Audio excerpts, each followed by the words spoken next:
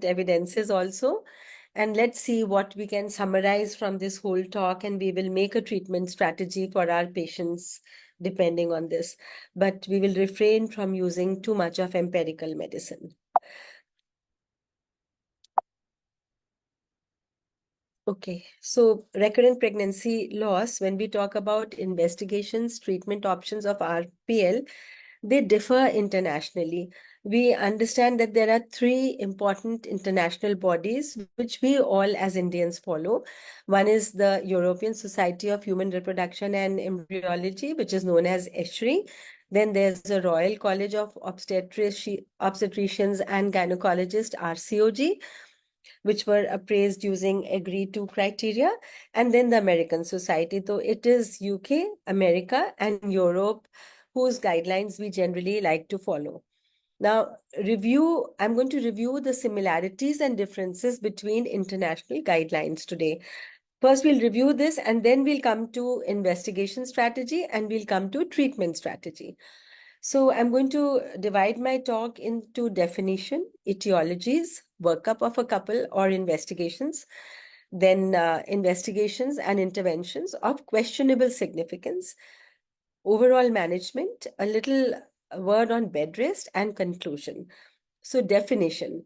The definition, if we compare the elements of RPL definitions in 3 international guidelines, taken this from that paper only, then ESHRE, ASRM, and RCOG. ESHRE says serum or urine HCG should be positive, which means a urine pregnancy test or serum HCG. And they do not include ectopic and molar pregnancies in this definition. So if a patient has 1 molar or ectopic and 1 missed abortion, then we would not call it as RPL. She has to have 2 intrauterine normal pregnancies, not a molar, to be called a RPL case. They take up to 24 weeks, recurrence up to 2 pregnancy losses, and they say it could be consecutive or non-consecutive. Let us come to ASRM. They say clinical pregnancy has to be documented by ultrasonography, or if you've done a suction evacuation, then histopathological examination should say that these are products of conception and no other type. Only mentions that majority is lost prior to 10th week.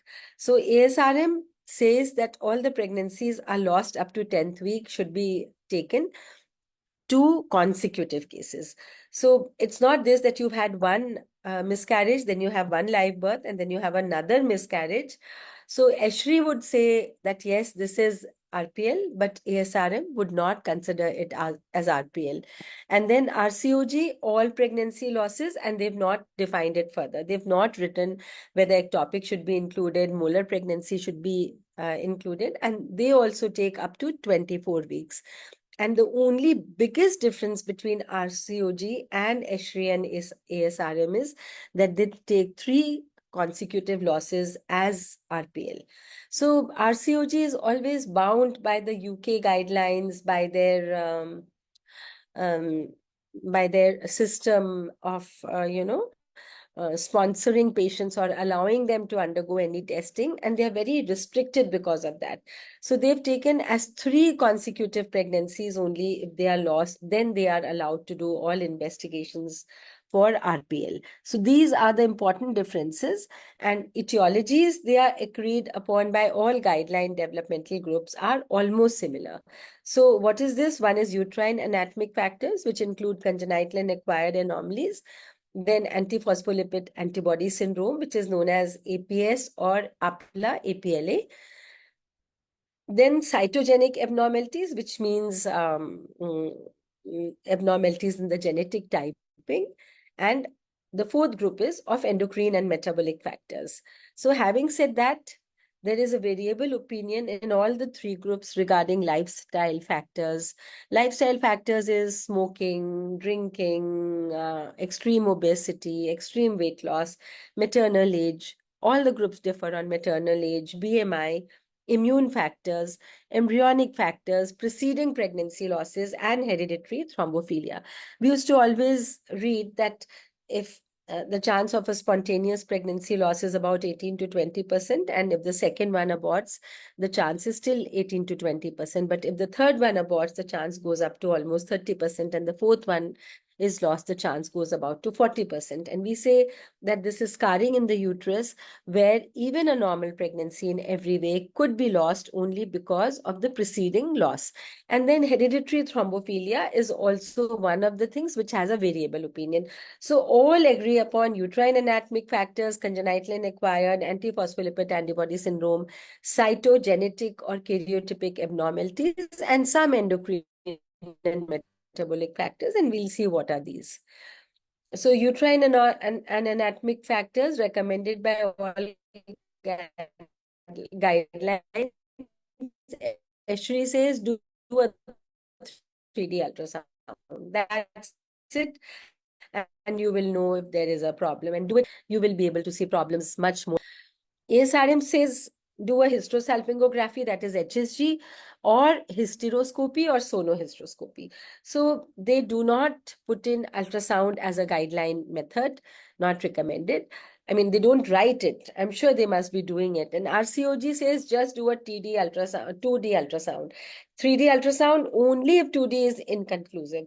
And then you can go to HSG, hysteroscopy, sonohysteroscopy, whatever you want added to that. Having said that, congenital anomalies which are implicated are septate uterus, bicornuate uterus, unicornuate uterus. However, septate uterus takes the lead in sort of early abortions. Bicornuate or unicornuate uteruses could be responsible for second trimester miscarriages. And what are the acquired uterine malformations which can lead to repeated abortion? Submucous myomas, endometrial large polyps, uterine adhesions. They have been found to be more prevalent in women with RPL. And why is it so? Maybe first abortion, she did have a DNC, second abortion. Here, the use of a metal curate is quite lethal for these patients, because the uterus is soft. If it's a missed abortion, maybe the baby is not alive for a week, 2 weeks, 3 weeks also. And there is a little bit of endometritis. There is a little bit of inflammation, which is there in the endometrium.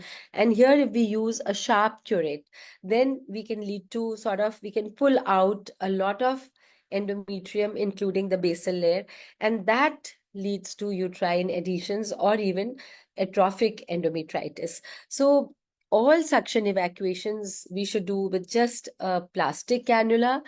If you have to use a curate, a blunt curate would be better. It is better to use ultrasound guided or hysteroscopic guided if you think you have not been able to empty the cavity fully, rather than blindly using a sharp curate to empty the cavity. So this is what I've taken from the guidelines. Anatomy, ESHRE says 3D ultrasound straight away. ASRM says sonohysterogram, HSG, and or hysteroscopy. RCOG says pelvic ultrasound for assessment of uterine anatomy. Suspected anomalies require further investigations using hysteroscopy, laparoscopy, or 3D pelvic ultrasound. So 3D comes later. Earlier it is only a 2D ultrasound. Now, investigations, thrombophilias, APLAs, or APS. Thrombophilia has has two parts, acquired and inherited. So what we look in the early abortions is the acquired thrombophilias, where there is an antigen antibody reaction going on, complement fixation happens, and wherever there's slow circulation, like in the placental lakes, which open up in very early pregnancy, thrombosis can start. So this is an autoimmune syndrome caused by antibodies directed against phospholipids, leading to hypercoagulable state causing thrombosis and pregnancy morbidity, including RPL. Now, having said that, all guidelines recommend screening for anticardiolipin antibody, lupus anticoagulant, and anti-beta 2 glycoprotein 1. This is specially recommended by ASRM. The other two, say ACA and LAC, is good enough. However, there is no recommendation for screening for inherited thrombophilias. Evidence is less clear, limited to cases with additional risk factors. So what are the additional risk factors? If the patient has had a thrombotic episode earlier, or there is a strong family history, or it's a very late abortion associated with IUGR or high blood pressure. No recommendation for measuring homocysteine levels. I always get these questions, ma'am, should we see homocysteine levels, especially if MTHFR gene mutation is there, homozygous or heterozygous? But they say that its evidence relationship with RPL is inconsistent and many lifestyle factors may affect its level. So they don't say that you see homocysteine levels, but yes, when you look at hereditary APLA, hereditary thrombophilia, then you would possibly suspect hyperhomocystinemia only if MTHFR gene mutation is there. So these are the investigations which I have brought here, and this is very interesting regarding genetics. Now, ESHRE says, do not do parental karyotyping on a routine basis. What do you need to do? Analysis of pregnancy tissue, and that also for explanatory purposes using array-CGH. Array-CGH would see all the chromosomes, and you would know whether there is a monosomy, trisomy, any type of a problem over there. ASRM says parental karyotyping is important, and karyotyping of the products of conception may be useful in setting of an ongoing RPL therapy. Like suppose you've started someone on low molecular weight heparin, or you've done a septum resection, and yet the patient aborts. It is important to see the karyotype of the products so that if you find an abnormal karyotype, you can explain that despite therapy, despite surgery, you've aborted, and that is because this karyotype is incompatible with life. So all the treatment did not work because of this. So only then ASRM says that you do karyotyping of the products if you are already giving therapy in a case of RPL and it fails. And parental karyotyping is advised by ASRM. Now, RCOG has its own view. Cytogenetic analysis on pregnancy tissue on third and subsequent consecutive pregnancy losses. So it is only to be done on the third and subsequent consecutive pregnancy losses. And only if you find an unbalanced structural chromosome, then parental karyotyping is indicated, because we all know that only in translocations, pregnancy cannot go beyond 11, 12 weeks. It has to abort before that if there is a unbalanced translocation. So if you find an unbalanced translocation in the products of conception, then only you go for parental karyotyping, otherwise don't do. So ESHRE says parental karyotyping not on routine. RCOG says parental karyotyping only if you find unbalanced structural chromosomal abnormality in the third abortion. But ASRM agrees to parental karyotyping right away. Now, metabolic and endocrine factors. Metabolic testing in RPL is largely focused on thyroid function, as hypothyroidism is mentioned as a risk factor in every guideline. ASRM guideline advises testing the levels of hemoglobin A1C and prolactin also. ESHRE guidelines advises test for prolactin if symptoms are present, like she has galactorrhea or delayed periods, then you test for prolactin. So, endocrinology, what is ESHRE's view? ESHRE is the last one. Thyroid screening, look at TSH, TPO, followed up by T4 testing in case of abnormal screening results. If you find a very high TSH and you find TPO is positive, then you must do a T4 also. So what I would say is do a T4 and TSH right in the beginning. If TSH is high and T4 is still in the normal range, you will have to bring it to normal. If TPO antibodies are present, TSH T4 is normal, then you need to screen again and again, because if autoimmunity is there, anytime there could be thyroid deficiency or Hashimoto's disease could become clinically presentable. ASRM says screening for thyroid or prolactin abnormalities, and also test for HbA1c to rule out early diabetes. RCOG gives no comment on endocrinology.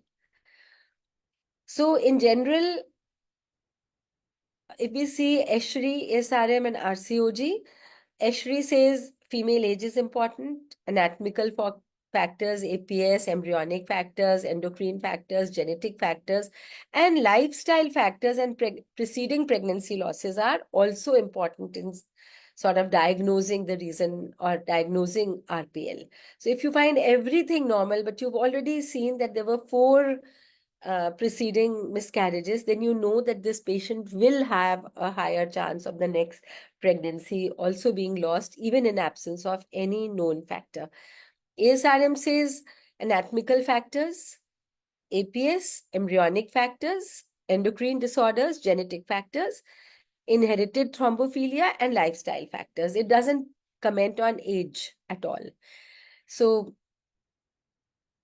RCOG, anatomical factors, APS, embryonic factors, endocrine factors, genetic factors, immune factors, lifestyle factors, maternal age, pregnancy, losses, thrombophilia. They also want a hereditary thrombophilia assessment in case there is a case that late pregnancy losses have happened or there have been a thromboembolic phenomena earlier. So in ASRM, age and preceding pregnancy losses is not considered a risk factor. And RCOG is the only one who says thrombophilia is also a risk factor in case of a positive history.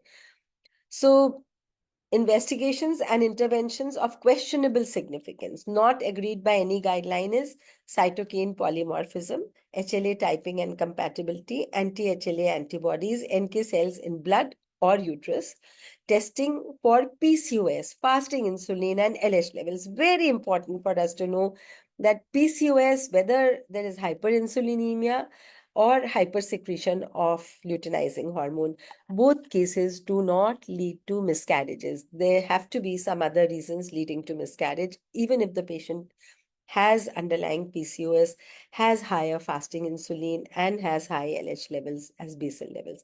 Ovarian reserve testing is again not important. It is the age of the women which is more, on which RPL may be more dependent. Ovarian reserve could be 0.5 in a 29-year-old lady. It will not lead to repeated miscarriages. It will not reduce the fecundity also. The ovarian reserve testing in young women is not recommended who get pregnant very fast, because it will only add to their mind that, your ovarian reserve is less and you have a lesser chance of getting pregnant, and it will work on their psychology. Anti-sperm antibodies, again, is not agreed by any guideline, and luteal phase defect is also not agreed on by any guideline. Agreed by one of the three guidelines, ANA, ESHRE considers testing but no treatment. So you look at autoimmune system, but you don't treat it. Prolactin, ASRM, and ESHRE if symptoms of hyperprolactinemia. Sperm DNA fragmentation, ESHRE says you could do it.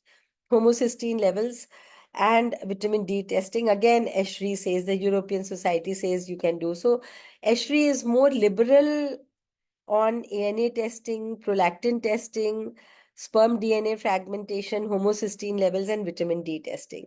However, management when cause is found. Now, what is it? You might find causes. First is uterine septum. You found metroplasty, though it has a very variable result. Now, we do not know whether really doing a metroplasty or removing the septum will increase the chances of pregnancy or not. But synechiolisis or submucous myomectomy may truly have a good effect on pregnancy prolongation or prevention of RPL. APLA or APS, antiphospholipid antibody syndrome or antiphospholipid syndrome, low dose aspirin starting before conception, and prophylactic dose. When we say starting before conception, please do not give patient aspirin for months and years together. It will always lead to a lot of bleeding in case she has a cut or hemorrhage or her periods also. It is best in whichever cycle she's contemplating pregnancy, we can start low-dose aspirin before conception, and prophylactic low-dose heparin started on the date of positive pregnancy test. Then all abnormal genetic results from our POC or parental karyotype should be offered genetic counseling to discuss prognosis and further diagnostic options like IVF and PGT. So three things are very clear. Anatomical difficulty, APLA, and a parental karyotype which shows a translocation, or the RPOC which shows a translocation. They should be offered genetic counseling. Last is overt endocrine disorders, treat them. So use of thyroxine in subclinical hypothyroidism with RPL is inconclusive, but treat if anti-TPO antibodies are present. So these are the only options where you treat, and possibly all endocrine disorders. If diabetes, you find that, hemoglobin A1C is raised and she is a diabetic or early diabetic, it is important to monitor her blood sugars. ESHRE guidelines say that, I told you, ESHRE agrees on vitamin D also. Association is possible. Contributing factor is again possible. Vitamin D supplementation is advised. Same way, hyperhomocystinemia association is inconsistent. Contributing factor possibly in PCOS, especially those who are receiving metformin, because giving metformin for long term may lead to hyperhomocystinemia. And there is no data on prognosis. And what is the treatment? High dose folic acid and vitamin B6. And rarely people also like to use low molecular weight heparin and aspirin for hyperhomocystinemia. But thrombophilia hereditary, ESHRE says no screening unless in context of research or in case of additional risk factor for thrombophilia. ASRM says no screening unless in context of research or in case of additional risk factor for thrombophilia, especially if factor 5 laden mutation is positive, or prothrombin 2 gene mutation is there, or protein C, protein S, and antithrombin deficiencies has been found. If they are already known, then you need to treat them. But otherwise, you don't screen in the family also. RCOG says factor 5 laden, antithrombin 2 and protein S only in women with second trimester pregnancy loss. So they only define 3 tests in second trimester pregnancy loss. So they say that in second trimester, please do a hereditary thrombophilia profile. Whereas ASRM says that if there is an additional risk factor, you do a hereditary thrombophilia profile. ESHRE also says if there is additional risk factor, then we do a thrombophilia profile. All guidelines agree on lack of evidence on testing hereditary thrombophilic factors and its treatment. Currently, a LIFE-2 study is investigating whether antithrombotic treatment in patients with RPL would result in higher live birth rate in comparison with placebo. Recent ESHRE guideline emphasizes that many recommendations in this field are still based on low level of evidence, also documented in very recent publications. So, those who are using also, they have a very, very low evidence. Why is it so? Because randomized controlled trials are not possible in RPL patients. Then one word about bed rest. Many clinicians find a solution by advising complete bed rest to the woman, as fear of losing another pregnancy leads to overcautious and irrational measures advocated. In modern obstetrical practice, complete bed rest has found very, very little role. Why? Because what are we doing? Pregnancy is a prothrombotic condition. It may be detrimental, especially in obese women, by increasing the risk of venous thromboembolic phenomena in the patient. She's on bed rest, she's not moving around, her venous stasis is there, and we could get DVT for her. And another one is counterproductive in causing stress. The woman who's absolutely healthy, absolutely normal, and she thinks if I stand or I sit up, my baby will fall out. So it leads to a lot of stress the moment she wants to go to a toilet, she wants to bathe. And it is also a very big financial burden by reducing a healthy woman to a bedridden status, especially if she's a working woman in today's world. So having said that, I'm going to show you a little physiology. The baby is protected in how many layers? If you see, this is the baby, amniotic sac. Outside that is the chorionic thing, placenta, uterus, muscle, and I mean, the uterus muscle is such a strong muscle that when you cut it also, I mean, if you do upper segment cesarean, you go on cutting and you will never reach the cavity. So the baby is protected in many coverings in the utero. And number 2, baby is snugly protected in the uterus when a woman stands. If she stands, a woman is standing here in both. Either it is anteverted or it is retroverted, because first trimester, the uterus is small and it cannot stand. It has no bone in it to stand. So it will either fall back or it will fall forward. So the baby is in any case protected. Having said that, now we come to unexplained RPL. There are more than 50% of cases of RPL where we cannot find a cause in the investigations which have been advocated to us. And what is it? Lymphocyte immune. What do we try to give for these people? Or what do we try to do? Lymphocyte immune therapy, intravenous immunoglobulin, low molecular weight heparin, prednisolone, low dose aspirin, cyclosporine A, GCSF, TNF, alpha inhibitor, and intralipid therapy or hyposomes. But on the other hand, what they have said now that please, if you are using all this, encourage patients to participate in clinical research programs according to their specific conditions. And when you are giving this, please report what dose you are giving, how much you are giving, and which patients have benefited and which have not benefited. Please don't report only the patients who have benefited so that we know what treatment is going to help. And this is the Recurrent Pregnancy Loss Guideline from European Society of Human Reproduction, which has been published in, updated in 2022. And what have they said? If RPL will call, if there are 2 pregnancy losses, what are the recommended tests? Antiphospholipid antibody, I just told you, uterine anomalies and thyroid abnormalities. Tests that can be considered for explanatory purposes or in a research context are genetic tests. So genetic tests, if you've seen, all have not recommended except ASRM. Everyone said first look at the fetus. If it has a translocation, then you go for parental karyotyping. So they can be done. Immunological test, HLA, ANA, sperm DNA fragmentation test, and screen for hereditary thrombophilia. So all these can be done only in a research context, or you have something to explain that there is a possibility of this which is leading to RPL. Non-recommended test is all other immunological tests, metabolic or hormonal tests. Please do not look at PCOS with a suspicious eye that, her LH is high or he's an insulin hypersecretor, so they could be responsible for the RPL. What is the treatment for antiphospholipid antibodies? Low dose aspirin, prophylactic dose of heparin. What is the treatment for thyroid abnormalities? All patients should be screened for thyroid and antithyroid antibodies. Levothyroxine. Uterine anomalies, effect of surgery is insufficient evidence-based. We say that you do surgery if you find a uterine abnormality, but we don't have enough evidence.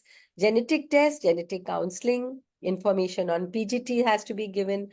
Immunological test, you can do the test, but no specific treatment is available. So you don't know how to treat them. You would only be giving them a series of empirical treatment. And sperm DNA fragmentation is only lifestyle advice. If the man is smoking or he's diabetic, then you tell him to refrain from all these things. Rest, nothing has any treatment. Yes, screening for hereditary thrombophilia. If it is present, then again, low dose aspirin and prophylactic dose heparin for across the pregnancy. So if there is no reason found, then all you need to do is lifestyle advice, tender loving care, and maybe prophylactic vitamin D. I don't know from where this prophylactic vitamin D came from, the ESHRE people, but I don't consider it as a very important thing. Now, this is another chart which I got from a Chinese review article, and this was also 2022 publication, Understanding Recurrent Pregnancy Loss, Recent Advances on its Etiology, Clinical Diagnosis and Management. It is absolutely similar to the ESHRE guidelines. Genetic factors, you can do karyotype analysis of RPL couples and aborted embryo tissue and genetic counseling. Anatomical structural factors, routine pelvic ultrasonography, you will find something. Monitoring during pregnancy, hysteroscopic septoplasty, and for intrauterine adhesions, hysteroscopic myomectomy for submucosal fibroids, and cerclage is recommended for cervical insufficiency. Endocrine testing is thyroid. And they say that oral hypoglycemic drugs, insulin, or for abnormal glucose metabolism. And exercises are very, very good. So no bed rest, please exercise and exercise and exercise. Prothrombotic state, low molecular weight heparin and LDA. OPS is obstetrical antiphospholipid syndrome. Like you've got nowhere anything, but obstetrics, you're getting a antiphospholipid syndrome positive. Then you give it, what do you give for this? low dose aspirin combined with low molecular weight heparin plus HCQs or glucocorticoids if necessary. So if you think there is something which is leading to say immune rejection, then HCQs or glucocorticoids may be helpful. And then there is non-criteria obstetrical antiphospholipid antibody syndrome, which we also call as seronegative A plus positive syndrome. It is also known as that. Here also, you can do individualized testing or management. We don't know. It is not unified, but you can still give them the same treatment what you give for OAPS. That is obstetrical antiphospholipid antibody syndrome, low molecular weight heparin plus low dose aspirin. And if there are immune factors, fertility counseling, immunosuppressants can be given, like they told, HCQs or glucocorticoids, but along with low dose aspirin and low molecular weight heparin. Infection factors, you can check in between pregnancies, after the loss, an appropriate antibiotic treatment for patients with obvious symptoms of genital tract infection before they get pregnant again. Other factors: recording clinical information of RPL couples, keep good lifestyle habits, stay away from adverse environment. So see, nowhere they have written that you should go for all the therapies which we write. At the most, it is low molecular weight heparin plus low dose aspirin, and they've not even written progesterone. So what we do is we just add progesterone, and rarely when we see that there is an autoimmune factor or there is probably an autobody factor, then we add HCQs. Glucocorticoids, well, I don't add, but there are people who add. I would not want to give glucocorticoids during pregnancy because they do interfere with organogenesis and may lead to abnormalities, major structural abnormalities in the children. So unexplained RPLs, what do you do? Couples with unexplained RPL need our tender, loving care, reassurance more than any of them empiric interventions. Most of these couples have lost hope, and an encouraging conversation that motivates them to keep trying may help more than half of these couples in achieving a live birth. Having said that, conclusion is, since a long time, couples with RPL have been prescribed a page full of investigations where they spend fortunes, and another page full of medications. Most, if not all, of these investigations are worthless, and some may even be hazardous. We need to restrict ourselves, prescribing only the few investigations that are recommended routinely in such couples, like a 3D ultrasound, like the APLA syndrome, and maybe karyotype 2, rule out as translocation in cases where no microarray has been done of the previous pregnancies. And if we have a report, then definitely yes. This is all. And besides, look at thyroid. Maybe you can look at pre-diabetic condition, that is HbA1c, and that is all I would really recommend us to do. Any investigations to improve live birth rate is recommended only when a causative factor has been identified. Clearly, more research is needed on promising new avenues like pre-implantation genetic testing for aneuploidies, or an old perception of immunological factors as well as their treatment in couples with unexplained RPL.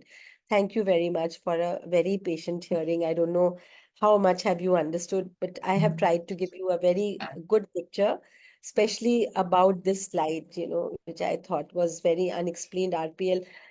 Unexplained infertility, I always say, don't give ATT, don't try medicines which are of no value. Same way, unexplained RPL, just don't go on trying this. If you want to try, please make a research program and say, I will try it in 10 patients, 5 I will not give treatment. And then I will take out the results and I'll publish these results.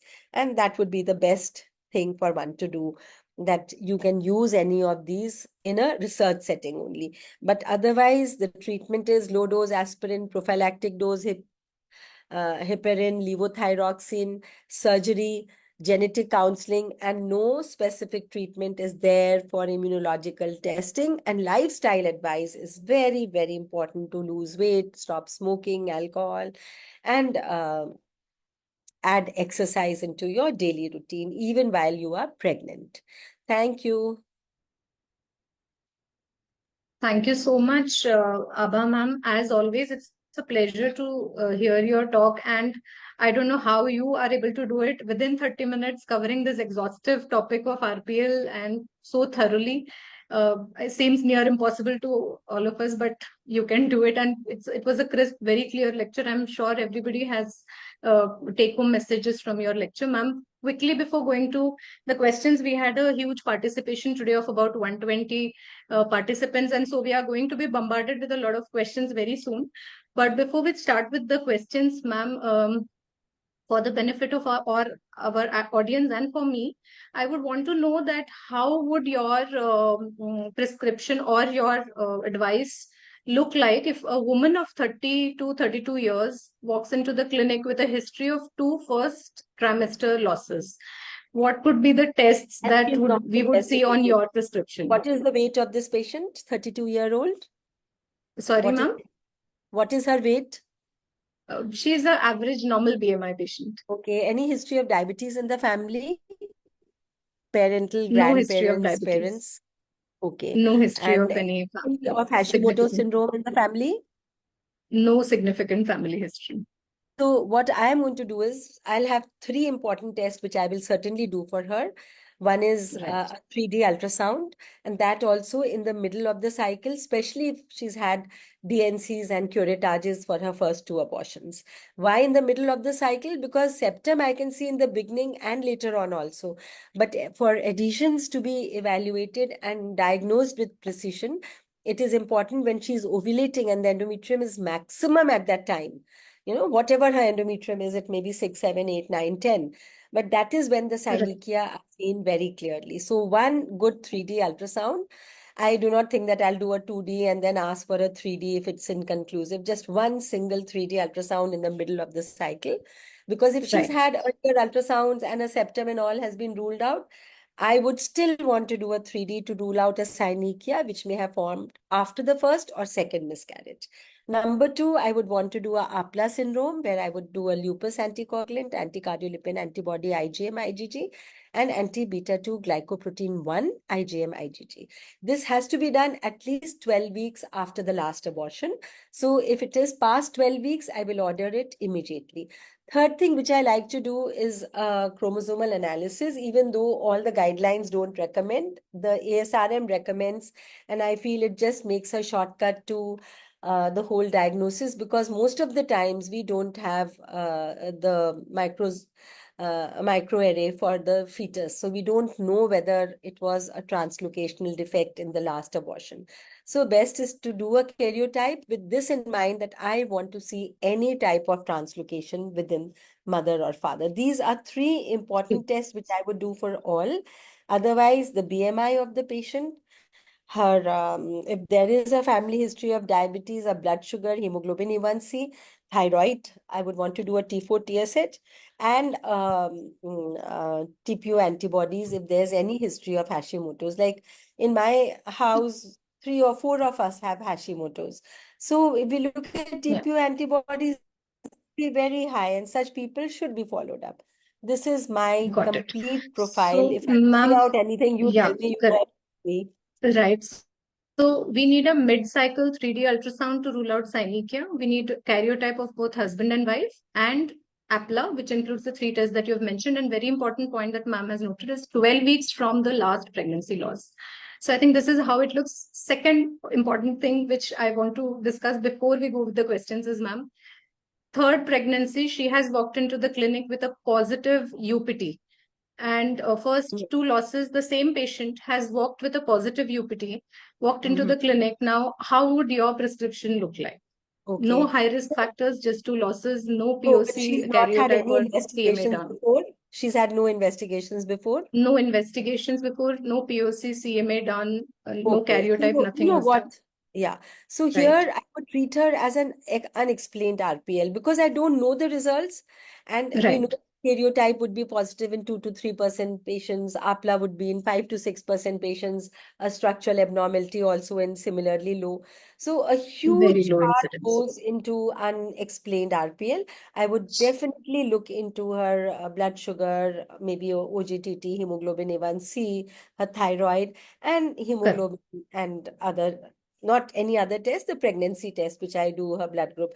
Here, I would want to also, I have a lot of faith in progesterone supplementation because I feel that That's it what I is wanted to know. TH1 to TH2, and it sort of stops the rejection of the fetus. So if she's walked in at 4.5 or 5 weeks, I like to start progesterone despite any progesterone level she has. I don't depend on the progesterone levels. I might do it, I may not do it, but I would want to start some progesterone. And if she's very stressed, then maybe I Sorry would. to cut you, but ma'am, would it be a vaginal progesterone or Yeah. dydrogesterone? I normally only use vaginal progesterone. If you know that dufestrone or dihydroprogesterone, if given orally, causes a lot of nausea and sleepiness to patients. And if you give a 10 milligram dose twice a day, these patients are always nauseous. In any case, pregnancy first trimester, nausea goes at its height because of the hyperacidity. So I don't use any oral medications. Only folic acid is the only oral medication which I use. Apart from that, vaginal progesterone. And if the patient is very, very anxious, then I might give her aspirin and low dose prophylactic, low molecular weight heparin also. And I would give it if she's lost all the pregnancies at 7 weeks, no cardiac activity seen, or at 8 weeks, then I would like to give this till 7 weeks. Look at the cardiac activity. If it has come, maybe prolong it for 2 or 3 weeks more. Again, look at the cardiac activity. If it is there, I will stop it because I've never tested her. So I cannot go on giving her this injection endlessly. I have Right. seen patients whom I've stopped and they come to me with a level 2 scan and they say, ma'am, I am still taking it because I was so afraid that I had So four abortions scared. and it was unexplained. A doctor Right. from AIMS has been doing it. And I said, okay, it is your wish. But see, there could be a platelet deficiency at some point of time. Normally, it happens very early with low molecular weight heparin, but it can happen at any time. And there are other complications like necrosis of the bone and head of the Right. tumor that. So basically, we will have a folic acid. We would prefer an activated form like methyl tetrahydrofolate. It is Vaginal better to be an progesterone. activated form because we do not know whether she Yeah, has a metabolic problem inside of converting folic acid into folinic acid.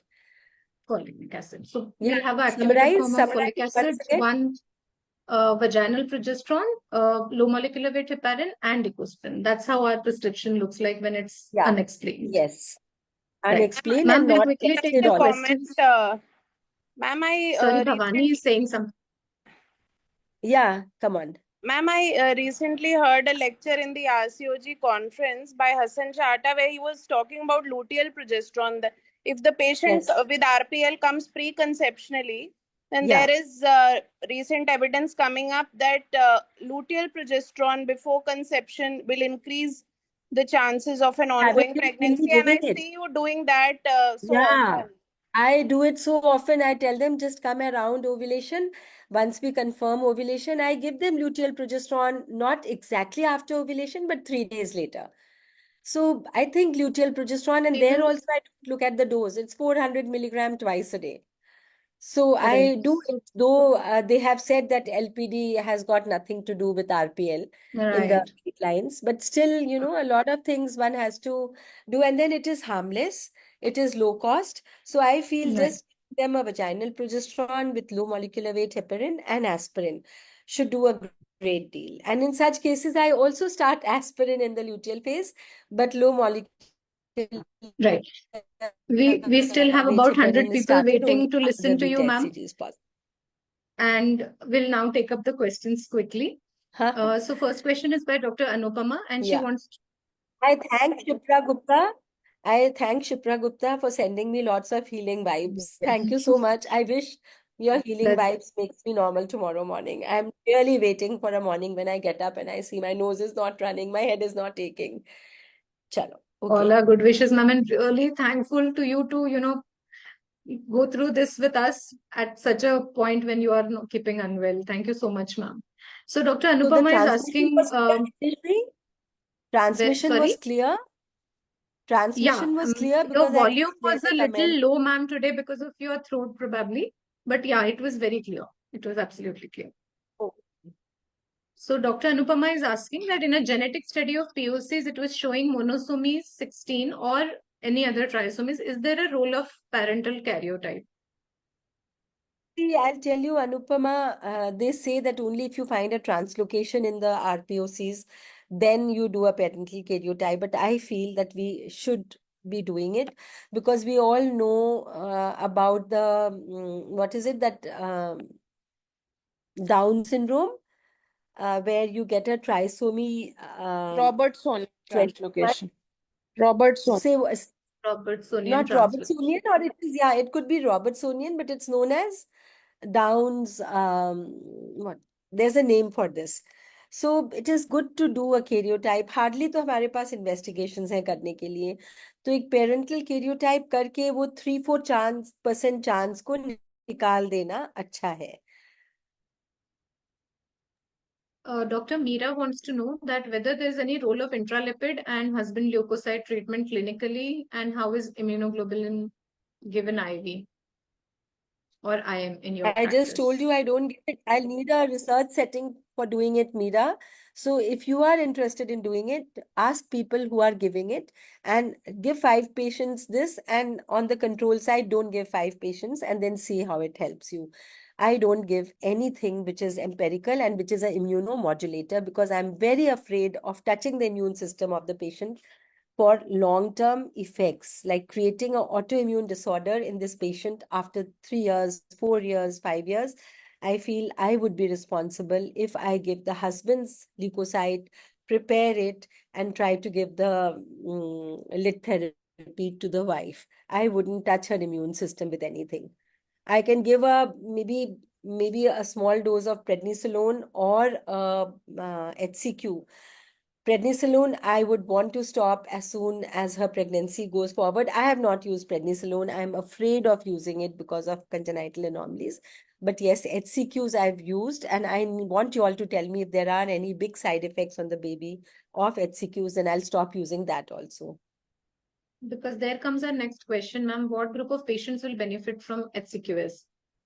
Those who have some autoimmune pathology in them, like you are managing the thyroid levels, but their TPO antibodies are high and they are aborting recurrently, or they have rheumatoid arthritis, or they have diabetes, or ANA positive. These patients might benefit with HCQs who've not benefited by low molecular weight heparin, aspirin, and progesterone alone.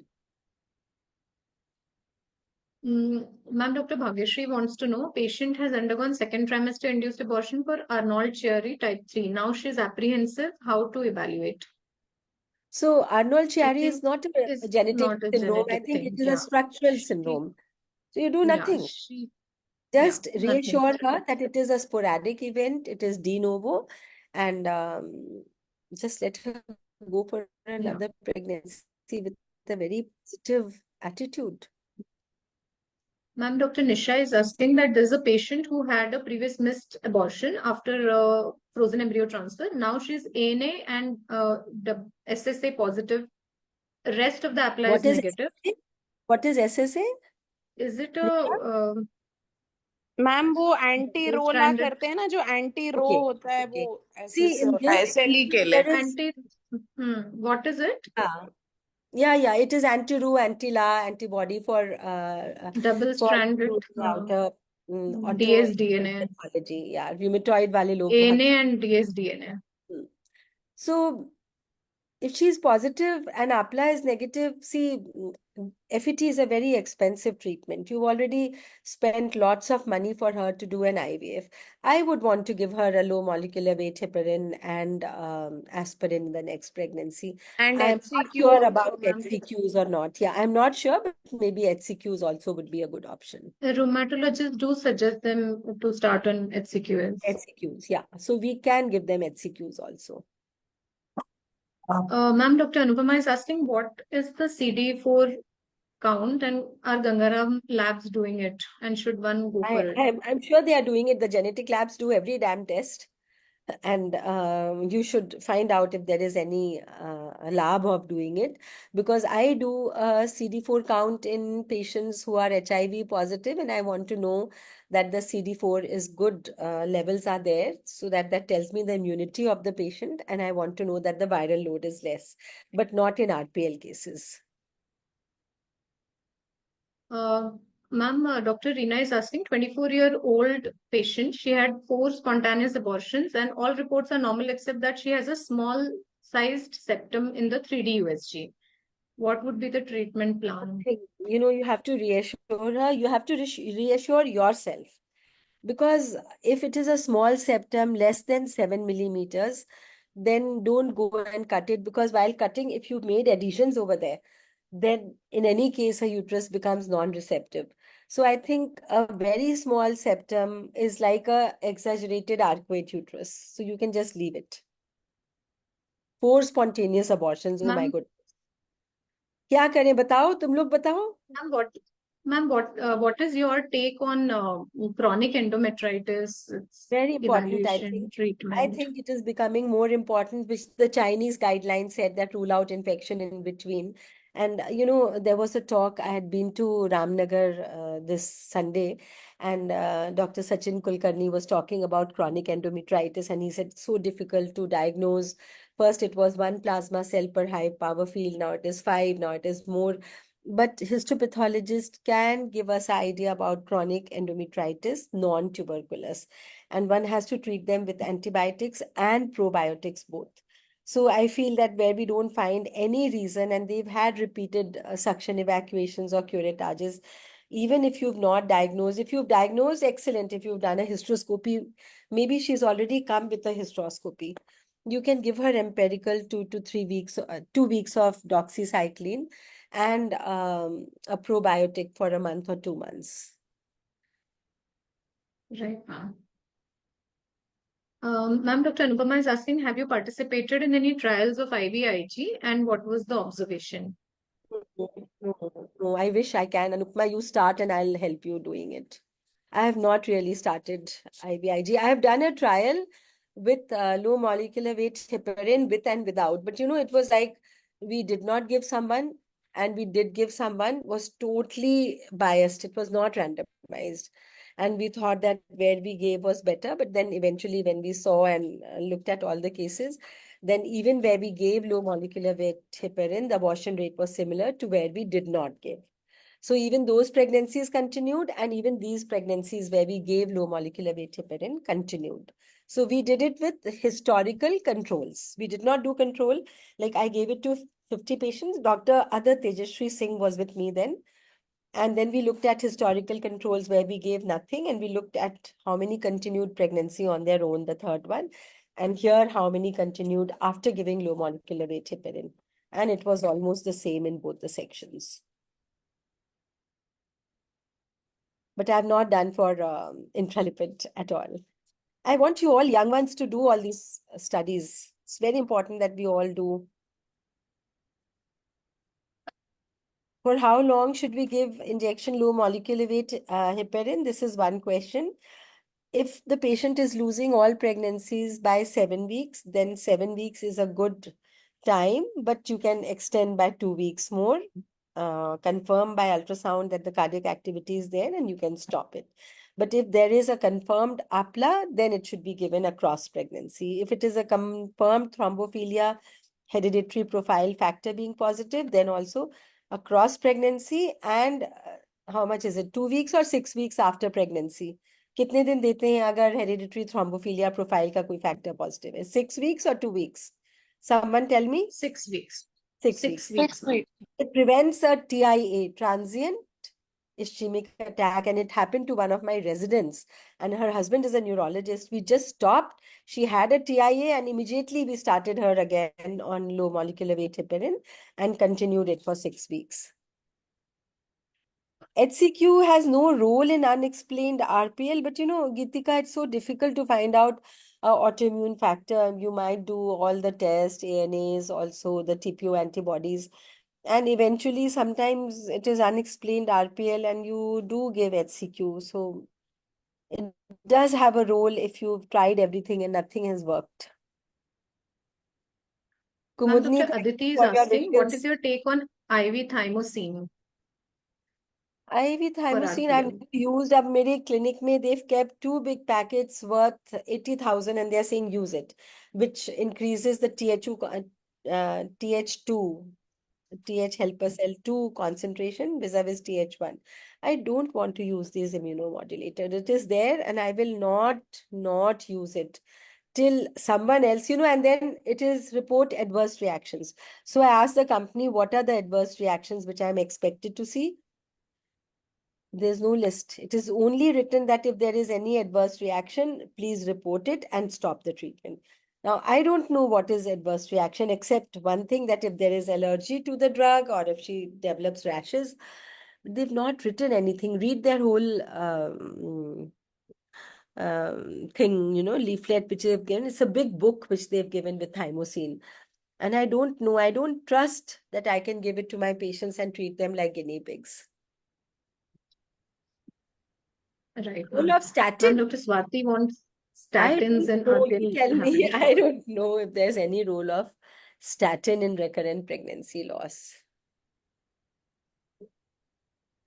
Yes, now Anupma, parental karyotype shows only bigger defects. Now suppose in the fetus you found एक हम लोगों का retrograde हम लोगों ने analysis किया, parental karyotype was normal, but in the fetus we found a translocation defect. Then we called the lab and asked them that if the segment is smaller than 6 or 7, whatever size they see, how will you do it? Then very few labs do it. We had to send those samples to South India somewhere, and they picked up that small translocation. So you are very right in asking that sometimes when we do karyotype, and it is normal because only big defects will be picked up and very small ones will not be picked up. So if the child has shown a translocation defect, then we can request the laboratory that please put your probes to find out smaller defects of the size 5-4. 1.25 Ma'am, the centimeter definitely needs septum surgery. of 1.25. Yeah, Dr. Reena. What is everyone's opinion? More than one, it is. More than 0.7 also, one can think of a surgery, especially if there's been a lot of recurrent abortions. More than one, definitely yes. Right? Who said that? More than one? Anupama. Anupama, very good, because it's very good to be conservative because इतना data अब निकल आया कि septum काटो ना काटो pregnancies चलती हैं. बहुत बार cesarean करते हुए देखते हैं कि अंदर complete septum है. But ma'am, sometimes when you're not finding anything, you're so tempted to do it. These Yeah. 0.71 centimeter No. ones. But you know what? Tempted to do it and spoil the endometrial cavity is a big thing. What happens? 50% of pregnancies will abort, which will implant on the septal side because unki vessels jo traverse karke aati hain from the serosa and then they break down into spiral arterioles. वो इतना लंबा रास्ता होता है कि वो blood supply ही नहीं मिलती है वहां पे उनको. जो साइड में इम्प्लांट करते हैं on the side walls where there is no septum, वो चल जाती हैं pregnancies. So it's a chance where the pregnancy implants that it will go ahead or it will abort. So काट तो काटना है तो, लेकिन please don't use any energy for it. Don't use Yeah, cautery. definitely. बहुत gentle scissor से काटो so that don't overdo it and don't underdo it then. Both ways. Thank you, ma'am. Okay. Thank you, ma'am. It is very I think heartening to see about 88 people still being there joined to us. If there is any more question, we can take probably one more question. We have 3 no, minutes and left. अरे टॉसिबैन को छोड़ो Aditi Bhalla. We're not even talking about embryo transfer. We're talking about RPL right now. You can put your questions on the masterclass website and you put your answers with that, I mean, with evidence. And we'll all learn something new from maybe So, many of you who are so well. Dr. Aditi, if you're not there on our reproductive class group, I will add you there so that we'll also share the recordings of the previous classes and the embryo transfer class also. But We have Aditi answered a has lot of asked a questions. question. Good evening, ma'am. Shalini, just Yes, one question, ma'am. Shalini. Yeah, Yes, ma'am.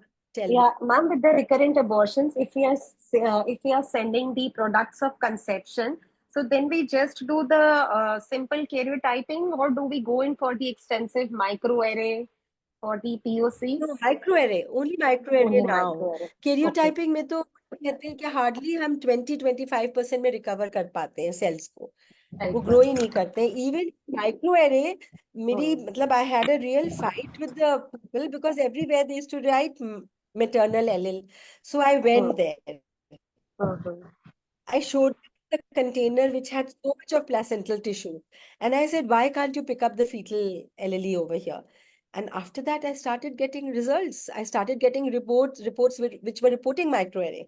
So sometimes it's very important to just go and talk to your genetist that if they The lab. start reporting only maternal allele, consecutively in 3-4 cases they reported, I said this doesn't do. I started taking pictures of the RPOCs which I took out from the uterus, and I sent this picture along with that, and I said I'm sending so much of products.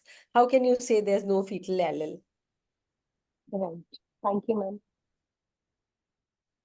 Thank you so much, Abha ma'am.